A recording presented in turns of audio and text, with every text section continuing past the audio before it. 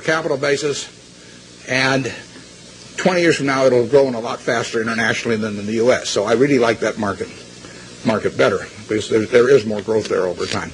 But it will hurt them it is hurting them in the short term right now. But that doesn't mean anything. I mean, Coca-Cola went public in, I think it was 1919. Stock sold for $40 a share. It went back before that as the Candler family, and they went back. They bought it for $2,000, the whole business. A's the Candler back in the late 1880s in a couple of purchases. So now he goes public in 1919, $40 a share. 1 year later, it's selling for $19, gone down 50% in 1 year. Now you might think that's some kind of disaster, and you might think that sugar prices increased and the bottlers were rebellious and a whole bunch of things. You could always find a few reasons why that wasn't the ideal moment to buy it. Years later, you'd have seen the Great Depression, and you'd have seen World War II, and you'd seen sugar rationing, and you'd seen thermonuclear weapons, and the whole thing. There's always a reason. But in the end, if you'd bought one share for $40 and reinvested the dividends, it'd be worth about $5 million now.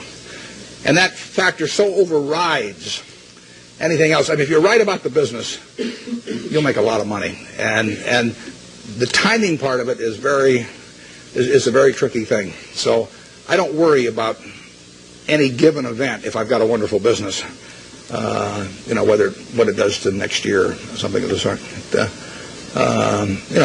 Price controls have been in this country at various times, and that's fouled up even the best of businesses. I mean, I wouldn't be able to raise the price on December 26th of the See's Candy if we had price controls, and we've had them in this country. But that doesn't make it a lousy business if that happens to happen, because you're not going to have price controls forever.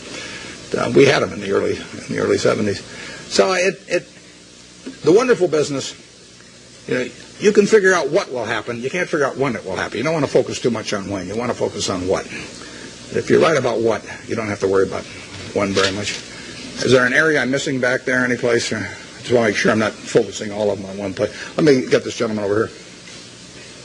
Most humans make mistakes, but the most successful of those will learn lessons from those mistakes and use them to benefit themselves later.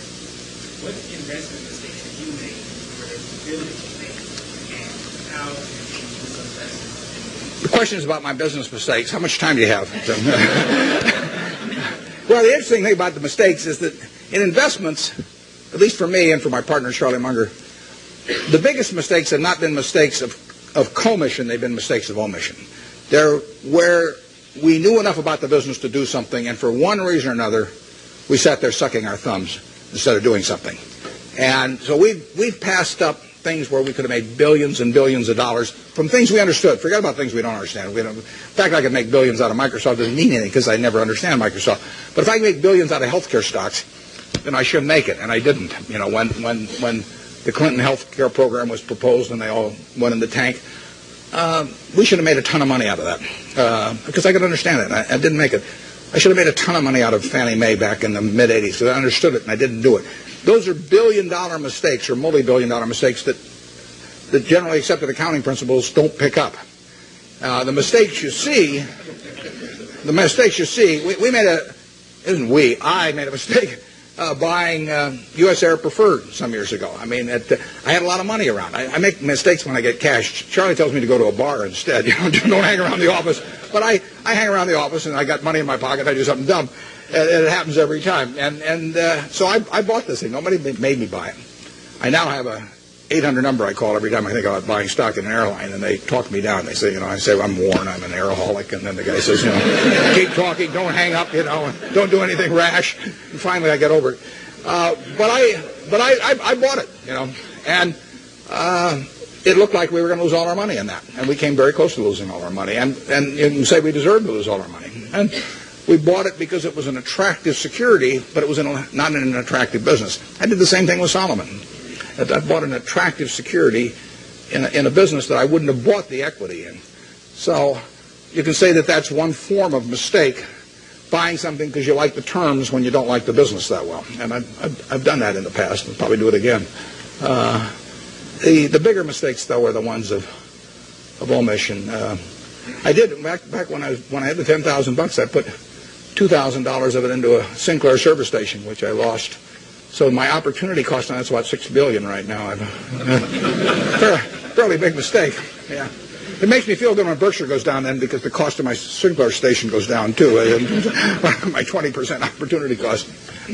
But I will say this. You talk about learning from mistakes. I really believe it's better to learn from other people's mistakes as much as possible. But we don't spend any time looking back at Berkshire. I've got a partner, Charlie Munger. We've been pals for 40 years. We've never had an argument. We disagree on things a lot, but we don't have arguments about it, and we never look back. We just figure there's so much to look forward to that there's just no sense thinking about what we might have. It just doesn't make any difference. I mean, you can only live life forward, and you can learn something perhaps from the mistakes, but the big thing to do is stick with the businesses you understand. And so if there's a generic mistake of getting outside of your circle of competence and buying something because somebody tips you on it or something of the sort in an area you don't know anything about, I mean, you should learn something from that, which is that you stay with what you can figure out yourself. I mean, you really want your decision-making to be by looking in the mirror and saying to yourself, I'm buying 100 shares of General Motors at 55 because. And, I mean, it's your responsibility if you're buying it, and there's got to be a reason. And if you can't state the reason, you shouldn't buy it. If it's because somebody told you about it at a cocktail party, not good enough. I mean, it's got to be something. It can't be because the volume, the chart looks good on it or anything like that. It's got to be a reason you'd buy the business, and we stick to pretty carefully. That's one of the things Ben Graham taught me. Yeah.